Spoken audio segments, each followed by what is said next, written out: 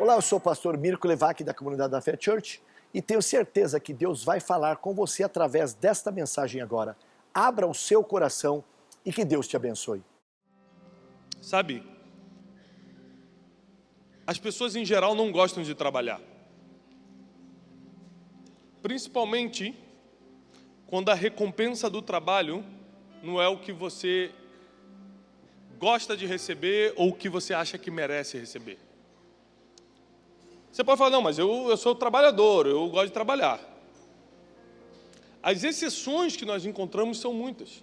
Mas se por alguma dificuldade da vida você não tivesse sido motivado a trabalhar, isso não vem naturalmente para o ser humano. O ser humano, ele por causa das dificuldades, por causa das contas para pagar, por causa das coisas que ele tem que fazer no dia a dia, no mínimo por causa dos desejos que ele quer realizar, das metas que ele quer bater, ele começa e acaba trabalhando. Mas trabalhar é algo que o ser humano se pode escolher entre descanso e trabalhar. Em vez de ficar no WhatsApp, eu tenho reparado que, às vezes eu estou andando num shopping, aí tem muito aqueles quiosques no corredor do shopping, já repararam isso? E eu sempre, esses dias eu estava passando no shopping e falei para minha esposa, repara todos os vendedores dos quiosques. Todos estão no WhatsApp, ou no Facebook, alguma coisa, todos. Você vai andando assim, aí você vai passando, a pessoa está dentro daquele quiosque assim. Se alguém parar e te pedir alguma informação, ela, assim, é R$35,90. Ou seja, mas está todo mundo, as pessoas, por natureza, elas não querem estar ali. Elas querem estar em outro lugar, a cabeça está em outro lugar. Sempre quando aparece uma opção entre trabalho e descanso, você vai para o descanso. A distração acaba sendo às vezes mais forte que o trabalho. Então, por que eu estou te falando isso? Porque nenhum homem e nenhuma mulher conseguiu reformar alguma coisa sem trabalho. Tem banheiro de muita casa que é o mesmo desde 1970, por causa da preguiça de reformar, a falta de disposição, a falta de coragem. Você bota desculpa em tudo, mas na verdade tem coisas que você simplesmente não quer fazer porque dá muito trabalho. Reformar mexe com 1 milhão de coisas. Pode mexer com o emocional, mexe com o físico, mexe com o financeiro. E tudo que é na frente, reconstruir, reformar, refazer, quer dizer que é trabalho em? Isso aí. E aí o desânimo é maior ainda. Às vezes você quer pegar um projeto, vou começar do início, vou fazer. E você tem ânimo no início, porque é novo, é novidade, e você para na metade. Mas reconstruir, reformar, refazer, às vezes você não quer nem começar, porque já sabe que é trabalho em dobro. E hoje eu quero contar uma história para vocês que vai abrir a mente, que vai abrir sua mentalidade para o que Deus espera de você nesses próximos dias, porque 2017 não vai acabar sem que você se transforme em um reformador. E você vai entender, mas por que eu tenho que ser um reformador? Você vai entender isso hoje. Você vai entender que existe um desejo no coração de Deus, de que você comece, ainda que dê trabalho em dobro, a refazer algumas coisas, a reconstruir algumas coisas. Abra comigo, por favor, em Neemias. É um texto clássico, mas que nós vamos tentar ver de forma diferente hoje. Livro de Neemias, capítulo 1. Por favor, tome nota de tudo que nós vamos falar.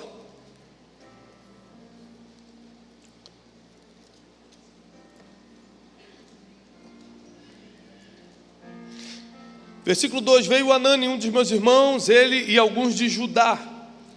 Perguntei-lhes pelos judeus que escaparam e que restaram do cativeiro acerca de Jerusalém.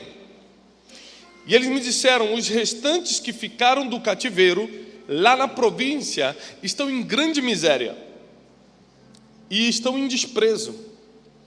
O muro de Jerusalém está fendido e as portas estão queimadas a fogo. Sucedeu que eu, ouvindo isso, assentei-me e chorei e lamentei por alguns dias, e estive jejuando e orando perante o Deus dos céus. Neemias, para que você entenda, ele estava como um escravo na Babilônia, durante o governo de Artaxerxes. e ele recebe uma notícia de um dos seus irmãos que vem de Judá, ou seja, vem lá de Israel, e traz uma notícia para eles: olha, 100 e poucos anos se passaram desde a tomada, e ainda está tudo destruído. Quem sobrou está na miséria. As portas de Jerusalém, quem já foi em Jerusalém sabe como é linda as portas, os muros de Jerusalém. Ele falou: está tudo destruído. E Neemias, que estava trabalhando nesse período dessa escravidão como copeiro, ou seja, ele era o garçom do rei. Ele servia o vinho para o rei. A gente chama Neemias de muitas coisas, profeta Neemias. Quem já escutou falar profeta Neemias? Levanta a mão. Mas você não vai ler isso. A gente interpreta coisas. A Bíblia chama ele só de garçom. O único título que a Bíblia dá para Neemias é de copeiro. Ele era só o cara que servia o vinho. É por isso que você nunca sabe de onde vai vir a solução de uma nação. Você não sabe se vai vir do carteiro que vem entregar uma carta hoje de manhã, ou se vai vir do presidente da República. Não despreze ninguém, diz a Bíblia. Você nunca sabe de onde vai vir a solução que você está esperando. A libertação, a reforma que você tanto clama. A reconstrução que você está precisando. E o garçom, o copeiro, foi o único de todo mundo, que essa não é uma notícia pública. Jerusalém foi destruída em público.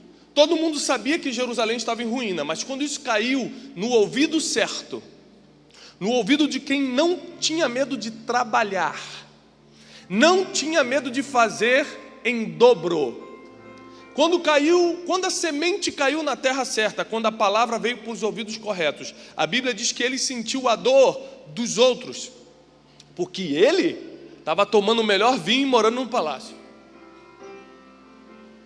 Ele começou a se colocar no lugar de quem estava sofrendo.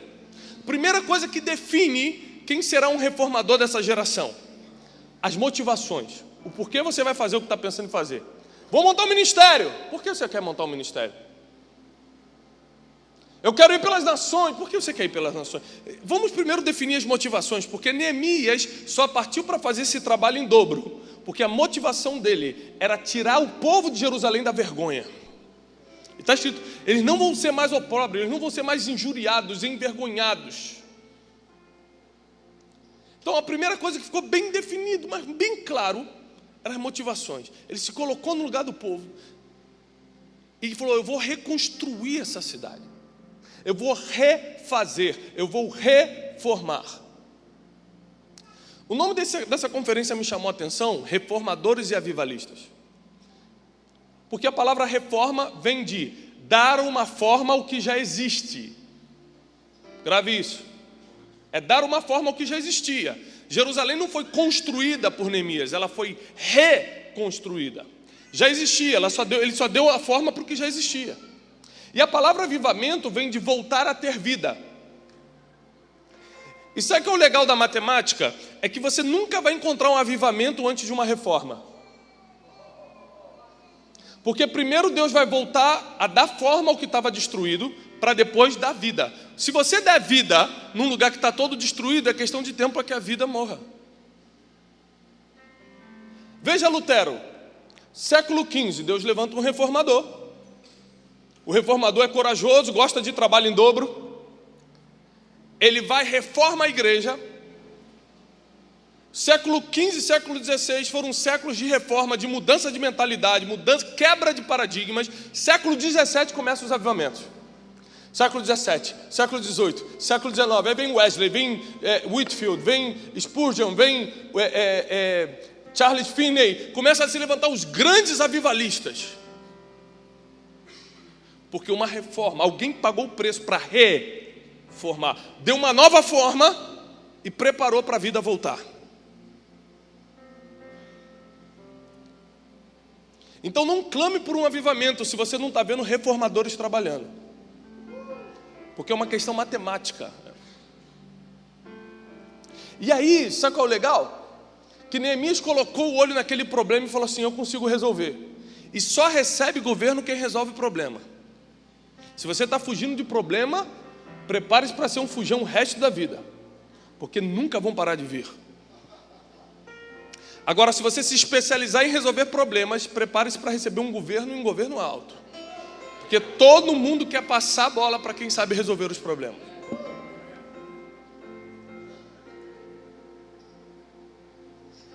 Então a bola vem para Neemias. O rei percebe que ele está triste. Ele servia tão bem diante do rei.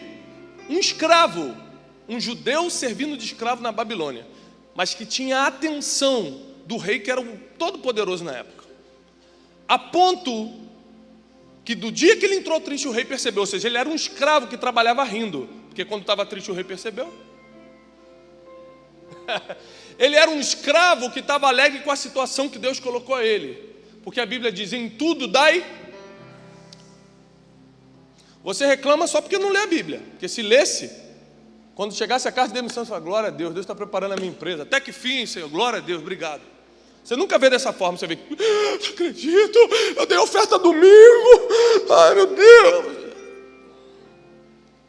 As pessoas por aí, aqui em Americana não tem isso, mas por aí no mundo está terrível. Mas Neemias era um escravo que trabalhava rindo, porque o dia que ele entrou triste, o rei percebeu e falou assim, o que houve contigo? E Neemias falou, como é que eu vou estar feliz se está tudo destruído lá em Jerusalém? Como é que eu vou estar feliz se meus irmãos estão sofrendo? E o rei falou assim, pede-me o que você quiser. Sempre vai chegar o dia em que alguém que está na roda de cima vai falar assim, tá bom, pede o que você quiser que eu te puxe aqui para cima, o que você quer? E quando esse dia chega, um monte de gente pede errado. Neemias falou, posso pedir? Pode. Eu quero primeiro que você me dê permissão para sair. E eu vou te dar um prazo para voltar. Porque quando você fala com gente poderosa, você tem que falar na linguagem deles. E esse reformador, Neemias, ele não falou, me libera. Não, como assim te libera? Você é meu escravo, não é? Ele falou assim, me libera por um tempo. No prazo tal eu retorno. Ele já deixou tudo amarrado. Quando você está falando com gente inteligente, com gente que pensa, você não pode conversar do mesmo jeito que você conversa na esquina. Ele não tem o mesmo tempo que você tem para ficar interpretando as coisas. Ele já veio com a conversa toda amarrada. Eu vou e volto. Prazo tal. O senhor vai me dar 2 cartas, uma para eu passar nas fronteiras e a outra para eu conseguir o material da construção. Ou seja, ele não estava emocionado, ele não deixou a dor da notícia que estava tudo destruído tomar as emoções dele, então ele falou, por favor, me libera, eu quero ver mamãe, eu vou voltar. Ele não estava assim, não. Você que age assim, Neemias não. Neemias falou assim, olha,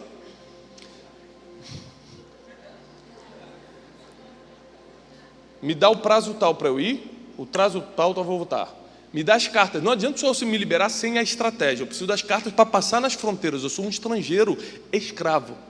Eu preciso de liberação, passaporte para as fronteiras. Eu preciso de liberação para que as pessoas me deem madeira, me deem tudo que eu preciso para começar uma reconstrução.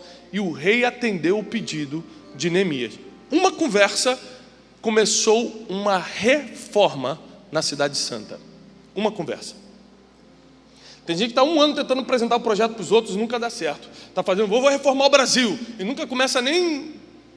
Tem gente que em uma conversa consegue montar o projeto todo, resolver. E Neemias sai com um projeto montado. O rei libera ele. Ele passa pelas fronteiras.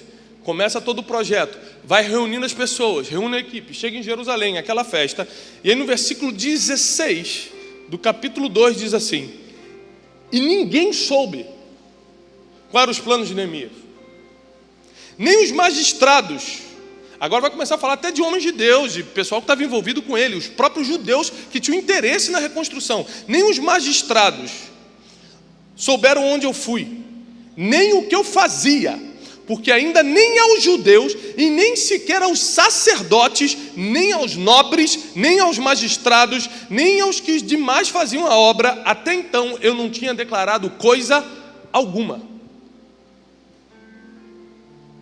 Sabe o que Neemias fez? Neemias não arranjou o problema antes do tempo. Neemias não saiu compartilhando seu coração com qualquer um. Neemias não saiu revelando suas estratégias para qualquer um que estava na esquina. Porque um reformador, ele sabe a hora de começar a distribuir o trabalho. E às vezes quem está construindo o muro não sabe quem está pintando aqui. Justamente para não dar problema. Ele foi calado, foi juntando as pessoas. Até um dia que todos já estavam reunidos em Jerusalém. E ele declarou o projeto. Nós viemos aqui, você está aqui, porque nós vamos reformar Jerusalém. E no momento que ele anunciou, no próximo versículo aparece Sanbalat e Tobias, 2 escarnecedores. 2 caras ficam, você vai reconstruir? Garçom, você vai reconstruir o que aqui? Para que você vai fazer isso? Jerusalém já está em vergonha, já está em miséria, por que você não volta lá para o palácio? No momento que você anuncia o plano da reforma, os caluniadores, os escarnecedores, os difamadores, os que tentam te diminuir se levantam. Por isso que Neemias segurou a informação o máximo que pôde. Quando você vê uma pessoa na internet anunciando muito o que vai fazer, cuidado. Porque reformador mesmo está caladinho, trabalhando, costurando por trás. Quando o pessoal vê, já está começando a obra. Porque quem tem um mandato de Deus teme tanto a Deus que não consegue falar antes do tempo. Não consegue sair aí dando com a língua nos dentes. E Neemias ficou calado, esperando. E no capítulo 17 ele diz: bem vedes, ele vai começar a anunciar o projeto, bem vedes a miséria em que estamos. Ele se coloca no meio, ele não estava em miséria nenhuma, ele estava no palácio, tomando o melhor vinho. Ele vem para o meio da miséria e assume para ele. Fala assim, olha a miséria que nós estamos. Porque um reformador tem que sempre deixar a sua posição e se colocar no lugar dos mais fracos para começar a obra. Porque o que precisa ser reformado é justamente o que está tudo destruído. E lá no topo não tem nada destruído. Tem só lugar para desfrutar. O que está destruído é aqui embaixo. Então você vai ter que descer, se juntar com quem não tem nada, com quem está todo destruído por dentro e por fora às vezes. E começar todo o processo de reconstrução. Olha a miséria que estamos, Jerusalém está assolada, suas portas estão queimadas a fogo. Vinde, pois, todos vocês, reedifiquemos o muro de Jerusalém e não sejamos mais vergonha. Versículo 19, ouvindo isso, Sanbalat, o Horonita, e Tobias, o servo Amonita, e Gesem, o árabe, zombaram de nós e desprezaram-nos. E disseram, o que é isso que vocês estão fazendo? Vocês querem se rebelar contra o rei? Então eu, Neemias, respondi e disse, olha a resposta dele. O Deus dos céus é o que nos fará prosperar. O Deus dos céus é o que nos fará prosperar. Ele está falando com os escarnecedores, com quem estava falando que ele não ia conseguir. E nós, os seus servos, nos levantaremos sim e reedificaremos a cidade. Mas vocês, Sanbalat, Tobias, Gesem, todos vocês que estão zombando agora, no início, todos vocês que estão zombando desse pequeno começo, todos vocês que estão zombando da situação que a gente está agora, vocês não terão parte, nem justiça e nem memória em Jerusalém. Sabe o que ele está falando? Além de eu lutar para tirar vocês da miséria, eu estou lutando para que meu nome entre na memória de Jerusalém. Nenhum reformador vai reformar sem esperar recompensa. Sabe o que Neemias queria? Eu vou entrar na memória da nação. Por isso que a primeira coisa que ele falou para o inimigo é o seguinte, eu vou, mas você não vai. Você não vai ter parte, você não vai ter justiça e você não vai ter memória em Jerusalém. Chega em Jerusalém hoje, 3.000 anos depois dessa história, e pergunta quem é Neemias. Para uma pessoa na rua de Jerusalém, vai lá e já fala assim, quem foi Neemias? Todo mundo vai te explicar. Porque o nome dele entrou na memória da nação. Porque quem paga o preço para fazer o dobro e reformar, entra para a história. Quem vê o trabalho em dobro e foge, fica como Sanbalat e Tobias, vai ter que ficar escarnecendo de longe, vendo a história acontecer de longe. E reformar não é fácil, porque a emoção está justamente em construir. E reconstruir parece ser tão mais difícil. Mas Deus nos trouxe hoje aqui, porque assim como Ele usou grandes reformadores como Lutero, que era um trabalho em dobro. Imagina você ter que convencer a Europa, um continente totalmente católico, que aquilo que eles estavam vivendo não era bem assim, que a gente não tinha que pagar penitência, que as indulgências não estavam na Bíblia. Como você, um ser humano comum, vai reformar a mentalidade de um continente inteiro? Alguém teve que pagar o preço em dobro para mudar a mente de uma geração, para que a próxima começasse a viver o avivamento. Se não tivesse um Lutero para mudar a mente de uma geração, não adiantaria Charles Finney vir pregando sobre o Espírito Santo, que as pessoas não iam receber. É por isso que cada pedra é importante, quem está reconstruindo e quem já está trabalhando para fazer voltar a ter vida. Agora presta atenção, nessa reconstrução, Neemias estava preocupado com duas coisas: levantar os muros, edificar as casas e reestabelecer. Fala comigo, reestabelecer. Ou seja, já estava estabelecido. A Bíblia diz em 1 Coríntios 3:11: não lance outro fundamento além do que já está posto, que é Jesus Cristo. Se você quiser construir em cima, Paulo fala, pode construir, mas não tira o fundamento, porque esse já está colocado. Então você nunca vai poder inovar no Evangelho. Você só vai poder reformar. Porque inovar é começar, vai lá no teu dicionário, é começar algo a partir do zero, algo que não existe. A Bíblia diz que você nunca vai poder fazer isso, porque o fundamento já está colocado. Você nunca vai poder inovar no Evangelho. A inovação não é uma coisa para o Evangelho, é uma coisa para a sua empresa. Para o Evangelho não. O Evangelho já está colocado, já está posto. A gente só pode construir em cima do que já foi colocado. É por isso que quando Neemias começa a reconstruir os muros, ele reestabelece o ministério levítico e o sacerdócio. Neemias não inventou o sacerdote, ele não inventou o levita, ele só reestabeleceu os ministérios. Ele falou, nós vamos levantar as paredes, mas também vamos levantar a autoridade espiritual. Nós vamos reformar os muros, mas também vamos reestabelecer os ministérios. Ele estava preocupado com o natural e com o espiritual. E um homem, em 52 dias, conseguiu reformar naturalmente e espiritualmente uma nação. Se hoje nós quiséssemos reformar o Brasil, só na área política, quantos anos levaria? Então tá bom, tira a política, vamos reformar o Brasil só no meio evangélico, não estou falando de religião não, só no meio evangélico, vamos reformar. Quantos milênios demoraria?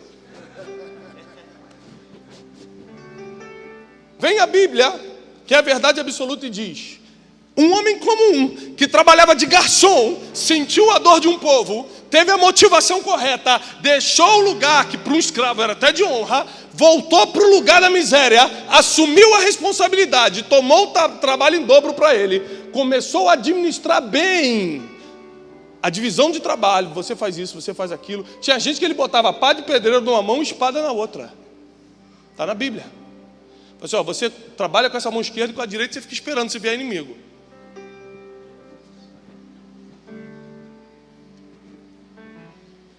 Alguém resolveu pagar o preço, alguém resolveu pagar em dobro para reformar uma nação. Sabe o que aconteceu?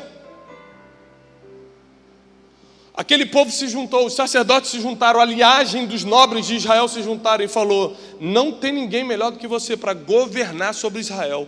E levantaram Neemias, 52 dias depois, como governador de Jerusalém. Um garçom, um copeiro que servia vinho, porque não negou o trabalho em dobro, porque resolveu pagar o preço de uma reforma, recebeu o governo 52 dias depois. Toda a história e linhagem de Neemias muda por causa de 52 dias de trabalho. Quando Jerusalém foi reformada, a partir daqui começa todas as histórias de avivamento. Você lembra quando Salomão levantou o templo? Anos depois, o que aconteceu? Caiu uma nuvem de glória. Os sacerdotes não conseguiram ficar de pé. Todo mundo cai no chão. Todo mundo começa a ver a glória do Senhor. Porque um avivamento sempre vai vir depois da reforma. Enquanto estiver desformado, enquanto a terra estava sem forma e vazia, Ele não colocou a vida do ser humano ali. Então primeiro Ele deu forma na terra, depois Ele colocou a vida. Então não tem avivamento sem reforma. E essa reforma de hoje Não é mais lutar contra indulgências. Não é mais lutar contra quem paga para entrar no céu. É uma reforma de mentalidade. Romanos 12 já deixou a gente avisado. Nós vamos ter que renovar, reformar, refazer a forma que pensamos, para que conheçamos a boa, perfeita e agradável vontade de Deus. Tem muita gente que está sentada aqui e nunca experimentou a boa, perfeita e agradável vontade de Deus. Porque a reforma que vai vir sobre nós, na nossa geração, não é uma reforma econômica, não é uma reforma agrária, é uma reforma que vai vir de cima para baixo, é uma reforma de mente. Nós vamos começar a entender como Deus entende, nós vamos pensar como o Espírito está pensando, o nosso coração vai estar conectado com o que é eterno, e tudo o que fizermos vai reformar a mente das pessoas. Você vai ser um Neemias, um reformador que vai preparar a vinda de muitos avivalistas. Só que antigamente o ritmo era diferente. Eram 2 séculos de reforma para depois vir o avivamento. Hoje em dia, você reforma em uma semana, na outra o avivamento está descendo. Como é que você sabe disso, pastor? Nessa época não existia nem carta, era pombo-correio. Eu lembro quando eu era adolescente, não faz muito tempo. Não, gente, que isso? Eu, hein? Estou entendendo vocês. Não faz muito tempo, mas não faz mesmo. E aí, meu melhor amigo de infância foi morar fora do país. Então, naquela época não tinha internet, trocava carta. E aí, como é que está aí? Passava 30, 40 dias, chegava a resposta dele: estou bem. Aqui faz muito frio. E não sei o que, eu ia ficar feliz, lia aquela cartinha. Ele não mandava muito, porque era caro mandar carta para fora do país. Então era uma folha. Aí eu devolvia, que bom. Aí que chegava 40 dias depois lá para ele. Hoje em dia eu falo assim: oi aqui, lá no Japão, recebe do mesmo segundo e responde: oi, fala. Então não tenho dúvida que o que antes levava 2 séculos, hoje Deus faz em uma semana. Deus vai levantar homens que vão reformar, e Deus vai levantar outros que vão avivar. Deus te trouxe aqui porque alguns vão assumir o trabalho em dobro e outros vão preparar para injetar vida. Nós vamos começar a viver o melhor. Você é um privilegiado. Você nasceu no momento da igreja, você vai viver o melhor momento que a igreja já teve na terra. Onde fé e inteligência vão andar juntas, onde nós vamos andar em amor e unidade de verdade, onde as barreiras que existiam antes vão cair. Sabe por quê? Porque nós vamos reformar isso tudinho. Esses dias, um pastor bem conhecido aqui do país, eu encerro com isso, veio falar assim: engraçado, eu estava escutando suas mensagens, você não prega nenhuma novidade. Tudo que você pregou, eu prego há 40 anos. Eu falei: pastor, mas se eu pregar alguma novidade, eu sou um herege. Porque tudo que eu tenho para pregar já está escrito. Se eu pregar uma novidade, Deus vai me queimar. Verdade, né? Eu falei: o que o senhor tem que perguntar para Deus é por que o senhor está 40 anos pregando e tem 20 pessoas te escutando.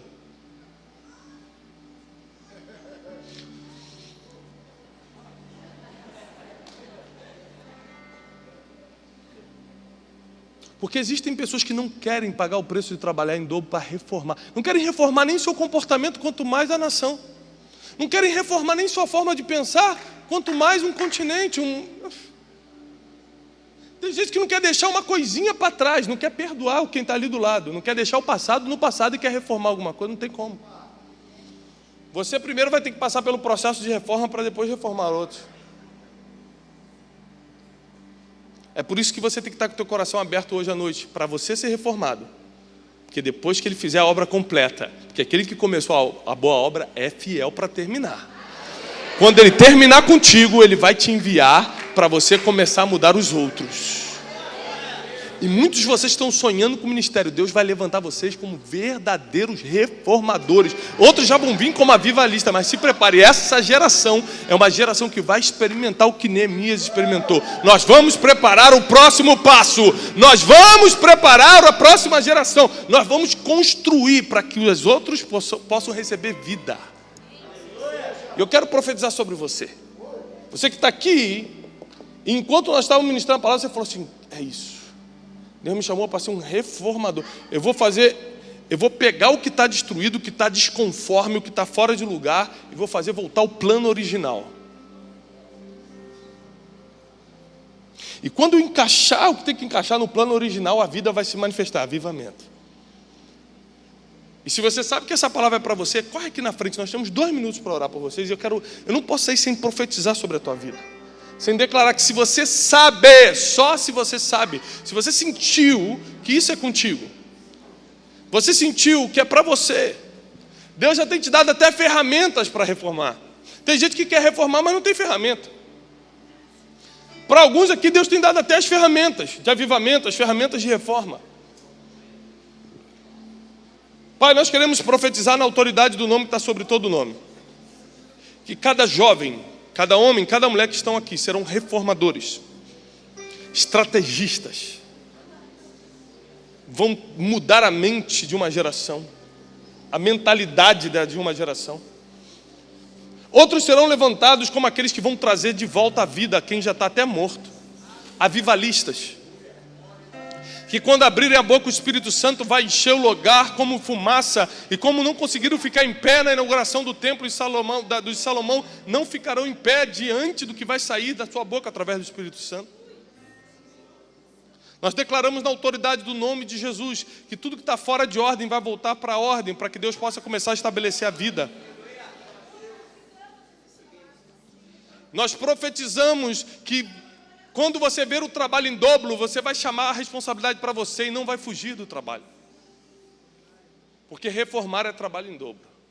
Mas tem recompensa para quem trabalha em dobro. Os caluniadores, os zombadores, os que tentaram te parar no caminho não terão parte, nem justiça e nem memória na reforma que você está fazendo. Mas o seu nome será lembrado por muitas gerações. Diz a Bíblia que a memória do justo não cai em esquecimento. Deus está preparando uma geração que está disposta a trabalhar em dobro para que a vida possa se estabelecer. Existem pessoas que já poderiam estar descansando em casa, mas insistem em trabalhar para que outras pessoas possam ter vida. E eu quero profetizar sobre você, que você vai ser um daqueles que vão pagar o preço para reformar, refazer, restabelecer, reconstruir. E tudo que está fora de lugar vai voltar para o plano original. E muitos receberão vida pelas palavras que vão sair da tua boca, pela imposição das tuas mãos, pela palavra profética que vai ser declarada por você. Nós abençoamos e profetizamos que uma geração de reformadores e avivalistas se levantam, não só em Americana, mas em todo o estado de São Paulo, no Brasil e nas nações da terra. E aqueles que creem aplaudam o Senhor em nome de Jesus. Nós te abençoamos com toda sorte de bênção, paz e prosperidade. Que Deus te abençoe. Espero que você tenha sido muito abençoado através dessa mensagem e eu espero você em uma das nossas reuniões aqui na comunidade da Fé Church, porque aqui é um lugar para você amar e ser muito amado.